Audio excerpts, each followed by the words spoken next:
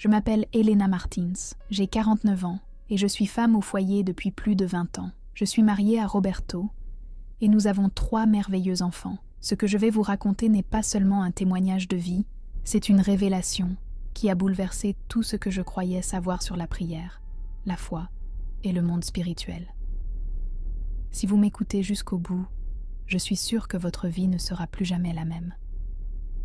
C'était un mercredi matin ordinaire, d'avril 2023. J'étais dans la cuisine, préparant le petit déjeuner, comme chaque jour, tout en murmurant mes prières. Cela ressemblait à n'importe quel matin, jusqu'à ce que tout s'écroule. Depuis des semaines, je luttais contre une infection rénale. Malgré ma faiblesse, je continuais à me consacrer à ma famille, ignorant la douleur silencieuse qui grandissait en moi. Le médecin m'avait prescrit des antibiotiques, mais à mon insu, l'infection avait déjà atteint mon sang. Et à cet instant précis, devant la cuisinière, mon corps s'est effondré. J'ai perdu connaissance. Roberto m'a trouvé allongé sur le sol, inconscient. À l'arrivée des ambulanciers, ils ont constaté que je n'avais plus de pouls. 12 minutes se sont écoulées. 12 minutes sans aucun signe de vie. Mais pendant ce temps, un événement surnaturel s'est produit. Je me suis réveillée dans un lieu qu'aucun mot humain ne peut décrire pleinement. Tout autour de moi était la lumière. Une lumière vivante qui n'éblouissait pas, mais qui réchauffait, enveloppait et accueillait. Et puis il est apparu. Je n'ai pas eu besoin de demander qui c'était. La paix qui émanait de lui, l'autorité qui habitait son regard et l'amour inconditionnel que je ressentais m'enveloppaient de façon bouleversante. C'était Jésus. Il s'est approché de moi, m'a souri tendrement et m'a dit « Hélène, ma fille, ton heure n'est pas encore venue. Mais je t'ai amenée ici parce qu'il y a quelque chose qui doit être révélé. Quelque chose que tu dois dire à mon peuple à ton retour. » J'ai essayé de parler, mais l'émotion m'a fait tomber à genoux. J'ai pleuré. J'ai baissé les yeux et j'ai dit d'une voix tremblante « Seigneur, je ne suis pas digne. Pardonne-moi, si telle est ta volonté. » C'est alors qu'il a doucement soulevé mon visage et, d'un ton ferme mais aimant, a dit « Arrête, ma fille. Tu viens de prononcer les 3 mots qui ont bloqué tes prières et celles de millions de mes enfants. J'étais sans voix. 3 mots, je pensais être humble, respectueux. Mais Jésus continua. Ces paroles, bien qu'elles puissent paraître spirituelles, laissent place au doute, elles réduisent le ciel au silence et ouvrent des portes à l'ennemi. Ce sont des paroles qui annulent l'autorité de la prière et affaiblissent la foi. Et puis, il m'a révélé le premier d'entre eux, le mot « si ». Jésus a expliqué clairement, quand quelqu'un prie en disant « Seigneur, si telle est ta volonté, si tu veux me guérir, si tu m'écoutes », il ne fait pas preuve d'humilité, il sème l'incertitude. Il traite la prière comme un jeu de hasard et non comme un dialogue confiant avec le Père. Ces paroles ont transpercé mon âme comme des lames de lumière. Devant le Christ lui-même, j'ai compris combien nos paroles façonnent le monde spirituel. Et j'ai réalisé combien de fois, sans m'en rendre compte, j'avais limité l'action de Dieu par des paroles empreintes de peur et d'insécurité. Jésus allait encore m'enseigner les 2 autres mots. Mais à cet instant, une certitude m'a envahi. La vraie prière naît de la foi, non de la peur. Et la vraie foi ne dit pas si, mais quand. Je suis retournée dans mon corps peu après, toujours sur le sol de la cuisine. Mais intérieurement, je n'étais plus la même. Tandis qu'il parlait, je me suis souvenue de chaque fois où j'avais prié exactement de cette façon, avec « si telle est ta volonté », comme si ma foi s'excusait constamment d'exister. Et mon cœur s'est brisé. Jésus m'a regardé avec une compassion qu'aucun mot ne peut décrire. Puis il a dit « Vous souvenez-vous de ma prière au jardin de Gethsémanée » ? Oui, j'ai dit « S'il est possible, que cette coupe s'éloigne de moi. » Mais j'ai ajouté, toutefois, que ma volonté ne se fasse pas, mais la tienne. Il s'arrêta et me regarda fixement. À ce moment-là, je n'ai pas douté de la puissance du Père. Je me suis soumis à son plan parfait. Mais beaucoup de mes enfants utilisent le mot « si » comme un éloignement de la foi, et non comme un signe d'abandon. À cet instant, j'ai été envahie par une vision profonde. J'ai revu des scènes de ma vie, des moments où j'avais prié en utilisant ce « si ». C'était comme voir un guerrier partir au combat déjà vaincu, armé d'une épée mais doutant de sa puissance. « Hélène, il dit d'une voix grave, quand vous priez en disant « si », vous êtes comme un soldat qui a déjà perdu avant même de combattre. Cela ouvre des brèches. Cela permet à l'ennemi d'accéder au territoire que j'ai conquis pour vous. » Il a ensuite cité avec fermeté. Jacques 1, 6, 7. Il est écrit « Mais qu'il demande avec foi, sans douter, car celui qui doute est semblable au flot de la mer, agité et poussé par le vent, qu'il ne s'imagine pas qu'il recevra quelque chose du Seigneur. » J'avais l'impression que des écailles me tombèrent des yeux. Combien de fois ma propre prière avait-elle été interrompue par un simple mot? Le mot « Jésus » continua. Cela crée une faille dans votre confiance. Et là où il y a des failles, l'ennemi s'infiltre. Peu de temps après, il m'a révélé le deuxième mot venimeuse qui devrait être évité, peut-être. Que, il a dit, c'est encore plus traître. Il se cache derrière l'apparence de l'humilité, mais c'est le fruit d'un cœur qui ne connaît pas vraiment la nature du Père. Instantanément, je me suis souvenu des moments où j'avais murmuré « Peut-être que Dieu m'entendra. Peut-être qu'il me pardonnera. Peut-être qu'il fera quelque chose. » Et j'ai réalisé à quel point ces paroles révélaient une foi fragile et une vision déformée de Dieu. Jésus continua. Quand vous dites « peut-être », vous traitez le Père comme quelqu'un d'inconstant, qui change d'avis, qui promet et ne tient pas ses promesses. Et cela attriste le ciel. Hébreux 13:8 dit que je suis le même hier, aujourd'hui et éternellement. Il m'a montré une nouvelle vision. J'ai vu des prières s'élever comme de l'encens, mais celles qui contenaient le mot « peut-être » se sont dissipées dans l'air, emportées comme une fumée sans direction. Ces prières n'atteignent même pas le trône, dit Jésus avec tristesse dans les yeux. Parce qu'il n'y a aucune conviction en eux, seulement de l'incertitude déguisée en humilité. Et puis, il m'a rappelé Marc 9:23. Tout est possible à celui qui croit. Rien n'y est mentionné peut-être, seulement à partir de certitudes inébranlables. Jésus m'a fait réfléchir avec un exemple qui m'a complètement désarmé. Imaginez que l'un de vos enfants vous dise « Maman, peut-être que tu m'aimes, peut-être que tu me nourriras aujourd'hui. » Comment cela vous briserait-il le cœur? Car c'est exactement ainsi que beaucoup de mes enfants parlent au Père chaque jour. Et puis vint le troisième mot, celui qui me bouleversa le plus. Un mot que j'ai dit toute ma vie, croyant que c'était un signe d'humilité. Indigne. Jésus m'a regardé intensément et m'a dit « C'est la parole qui blesse le plus mes enfants et mon cœur. Quand vous dites « Je suis indigne », vous manquez d'humilité. Vous donnez raison à l'accusateur. J'étais paralysée. J'avais toujours pensé que me déclarer indigne devant Dieu était noble. Mais il m'a corrigé avec un amour ferme. L'ennemi accuse mes enfants jour et nuit, comme il est écrit dans Apocalypse 12:10. Quand vous vous dites indigne, vous répétez ces paroles, pas les miennes. Les larmes aux yeux, j'ai entendu la vérité la plus libératrice que j'ai jamais entendue. Il y a une différence entre la repentance et l'autocondamnation. Le Père recherche les cœurs brisés, certes, mais des cœurs qui savent qu'ils ont été lavés par mon sang.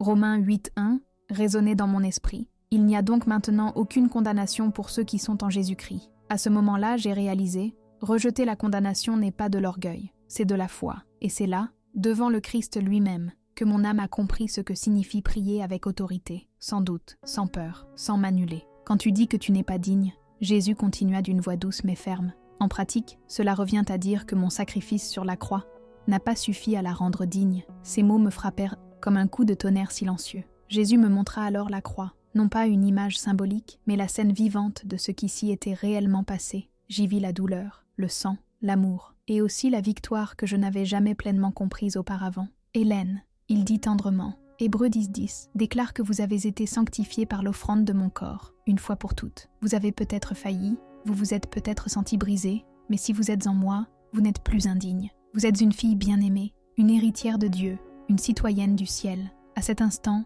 les larmes ont commencé à couler sans retenue. Tout ce en quoi j'avais cru pendant tant d'années que m'abaisser devant Dieu était une forme de respect s'est effondré. J'ai enfin compris que j'avais rejeté le sacrifice qu'il avait fait pour moi, chaque fois que j'avais dit que je n'en étais pas digne. Jésus s'est approché et m'a réconforté comme un père réconforte sa fille. Lorsque vous vous approchez du Père dans la prière, venez avec révérence, mais aussi avec la confiance de quelqu'un de profondément aimé. Ne dites plus « Je suis indigne », dites plutôt « Père, merci de ce que j'ai été rendu digne en Christ, non par mes mérites, mais par le sang de l'agneau. » Puis Jésus m'a montré ce qu'il appelait la structure invisible de la guerre spirituelle derrière les mots. Hélène, il a expliqué, chaque fois que vous priez, vous entrez sur un champ de bataille. Vous souvenez-vous de ce qui est dit dans Daniel chapitre 10 ? La prière a été entendue le premier jour, mais la réponse a été retenue pendant 21 jours à cause de la guerre dans le monde spirituel. Vos paroles ont du poids, au ciel comme en enfer. Il s'est arrêté et a dit quelque chose que je n'oublierai jamais.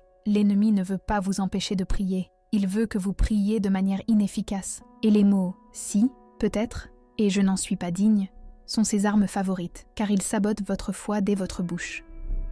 Il a ensuite cité Marc 11:24.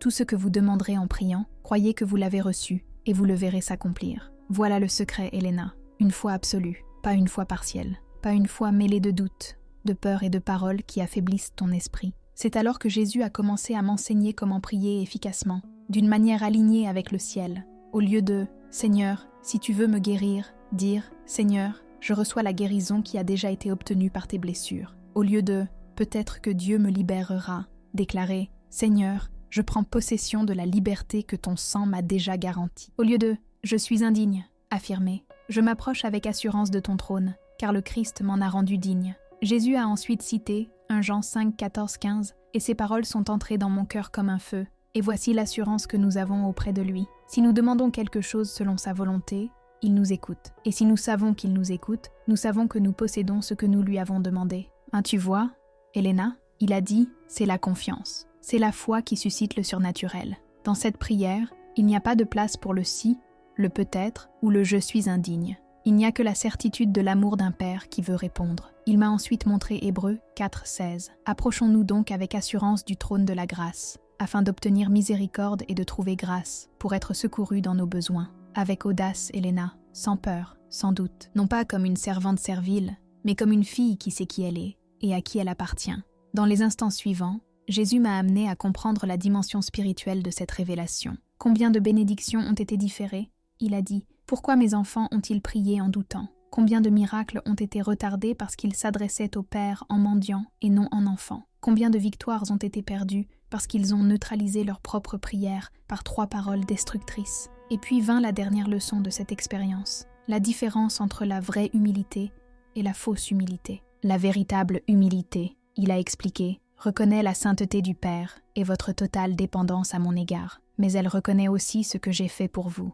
La fausse humilité ignore la croix et vous maintient dans la défaite, même après ma victoire totale. Et à ce moment-là, dans mon esprit, j'ai su, la prière la plus puissante est celle qui naît de la foi qui connaît le Père, qui reconnaît le sacrifice du Fils et qui se tient aux côtés de l'autorité que le Saint-Esprit nous accorde. Je veux que vous vous approchiez du Père avec révérence. Jésus dit d'une voix ferme et calme, mais aussi avec la confiance de quelqu'un qui sait qu'elle est profondément aimée et totalement acceptée en moi. C'est alors qu'il a commencé à m'enseigner autorité spirituelle. Il a cité Luc 10, 19, où il est écrit « Voici, je vous ai donné le pouvoir de marcher sur les serpents et les scorpions, et sur toute la puissance de l'ennemi, et rien ne pourra vous nuire. » Jésus a expliqué. Cette autorité est accordée à tous mes enfants, mais elle n'est activée que par des prières remplies de foi, et non par des paroles remplies de doute. Il a ensuite abordé un sujet qui ronge silencieusement la vie spirituelle de nombreux chrétiens, idée fausse sur l'humilité.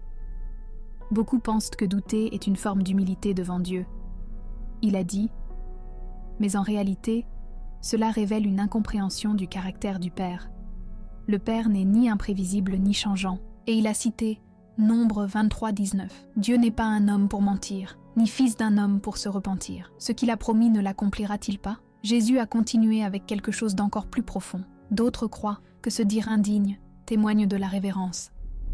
Mais cela révèle qu'ils n'ont pas compris la plénitude de mon sacrifice. Quand j'ai crié « Tout est accompli sur la croix », c'était vrai. L'œuvre de la rédemption est achevée. Vous n'essayez pas de devenir digne, a déclaré. Vous avez déjà été rendu digne par mon sang. À ce moment-là, il m'a fait revoir le monde spirituel pendant la prière. J'ai vu clairement. Les prières remplies de foi s'élevèrent comme flèches de lumière, traversant les cieux et atteignant directement le trône. Mais des prières pleines de doute, je ne me suis pas dispersée, perdant force et forme. Jésus a dit « Tes paroles ont un pouvoir créateur. » Hélène, comme il est écrit dans Proverbe 18, 21, « La mort et la vie sont au pouvoir de la langue. Quand tu exprimes le doute, tu sèmes le doute. Mais quand tu proclames ta foi, tu crées un environnement propice au miracle. » Il m'a également montré comment ces 3 mots, « si »,« peut-être » et « je suis indigne » affectent non seulement les prières individuelles, mais peuvent contaminer des communautés entières. Lorsque les dirigeants enseignent à mon peuple à prier avec ces mots, ils sèment une culture de pauvreté spirituelle. Mais lorsque mes enfants apprennent à prier avec foi et conviction, ils deviennent de puissants témoins de mon royaume. Puis Jésus a parlé en profondeur d'identité spirituelle. Hélène, tu n'es pas une mendiante spirituelle cherchant à attirer l'attention de Dieu. Tu es une fille du roi. Tu es cohéritière avec moi. Tu fais partie du sacerdoce royal. Tes prières doivent refléter cette vérité, et non la contredire. Il a cité Éphésiens 2, 6. « Dieu nous a ressuscités avec le Christ et nous a fait asseoir avec lui dans les lieux célestes. » « Si tu es assis avec moi dans les lieux très hauts, demanda Jésus, Pourquoi prieriez-vous comme si vous n'aviez pas accès au Père ? Abordant une peur très courante, il a déclaré « Certains craignent de prier avec assurance, pensant que c'est trop audacieux. Mais je dis qu'il est bien plus présomptueux de prétendre que mon sacrifice n'a pas suffi à vous donner libre accès au Père. Le voile a été déchiré de haut en bas pour que vous puissiez entrer avec assurance. » Il a ensuite expliqué la différence entre prier selon la volonté de Dieu et prier avec le doute. Prier selon la volonté du Père ne signifie pas prier en se demandant s'il vous entendra ou vous répondra. Cela signifie aligner votre cœur sur le sien et prier dans cette union. Lorsque vous connaissez le caractère du Père et ses promesses, vous pouvez prier avec une confiance absolue. Il m'a ensuite rappelé Jean 15,7. « Si vous demeurez en moi et que mes paroles demeurent en vous, demandez ce que vous voudrez, et cela vous sera accordé. » Et il a expliqué, « Lorsque vous demeurez en moi, vos désirs s'alignent sur ceux du Père, et alors vous pouvez demander avec la pleine assurance qu'ils seront entendus. » Enfin, Jésus a parlé de l'importance de gratitude dans la prière. Au lieu d'approcher le Père avec incertitude, commencez vos prières par des actions de grâce pour ce qui a déjà été accompli. Soyez reconnaissants qu'il vous entende, qu'il vous aime et que ses plans soient bons. La gratitude ouvre la porte à une foi active. Gratitude, Jésus a dit, crée une atmosphère de foi dès le premier instant de prière. Il a ensuite cité Philippiens 6. « Ne vous inquiétez de rien, mais en toute chose, faites connaître vos besoins à Dieu par des prières et des supplications, avec des actions de grâce. Et la paix de Dieu, qui surpasse toute intelligence, gardera vos cœurs et vos pensées en Jésus-Christ. » J'ai réalisé là que la louange et la gratitude n'étaient pas des gestes finaux de courtoisie spirituelle, mais portails de pouvoir qui activent le ciel dès le début de la prière. Dans les derniers instants de notre conversation, Jésus m'a confié une mission claire. Ces paroles résonnent encore en moi aujourd'hui, avec la même force qu'au début. « Hélène, à ton retour, partage tout ce que je t'ai montré. Dis à mon peuple que je l'appelle à un niveau de prière plus élevé, à une révélation plus profonde de qui il est en moi et à une communication plus puissante avec le Père. » Ses yeux brillaient d'intensité et de compassion. Beaucoup de mes enfants vivent en dessous de leurs privilèges spirituels. Ils ont reçu l'autorité, mais ils prient en victimes. Ils ont été rendus justes, mais ils prient en pécheurs. Ils ont été adoptés comme fils et filles, mais ils s'agenouillent comme des orphelins. Jésus a ensuite conclu par une vérité qui s'est gravée dans mon âme. La prière qui touche le ciel est celle qui vient d'un cœur rempli de foi et non de doute. C'est la prière de celui qui sait qui il est en moi et qui connaît le cœur du Père. Lorsque mon peuple apprendra à prier ainsi, le surnaturel deviendra naturel dans sa vie. Puis il m'a regardé tendrement et m'a dit « Il est temps de rentrer. Helena, tu te souviendras de tout ce dont nous avons parlé. Partage-le avec audace et vois comment je vais transformer la vie de prière de mes enfants grâce à ce message. Et souviens-toi, chaque fois que tu prieras, prie comme la fille que tu es et non comme la mendiante que tu n'as jamais été. » L'instant d'après, je me suis réveillée dans la chambre d'hôpital. J'étais entourée de médecins et de membres de ma famille stupéfaits. Selon eux, j'étais mort depuis 12 minutes. Mais j'étais là, vivant, le cœur en feu et une mission palpitante en moi. À partir de ce jour, ma vie de prière a été complètement transformée. J'ai commencé à vivre des miracles, des guérisons et des réponses qui me semblaient auparavant impossibles. Non pas parce que je suis spéciale, mais parce que j'ai appris à prier comme une fille, avec la foi que Jésus m'a enseignée. Et maintenant, je partage ce témoignage avec vous. Parce que Jésus veut élever une génération d'enfants qui prient avec audace, qui connaissent la valeur de ce qui a été accompli sur la croix, et qui ne permettent plus que leurs prières soient bloquées par des paroles qui ne correspondent pas à la vérité. Vous n'êtes pas un orphelin spirituel. Vous n'êtes pas indigne. Tu es un fils. Vous êtes une héritière. Et vous pouvez entrer sur le trône du Père, aujourd'hui, avec confiance et foi.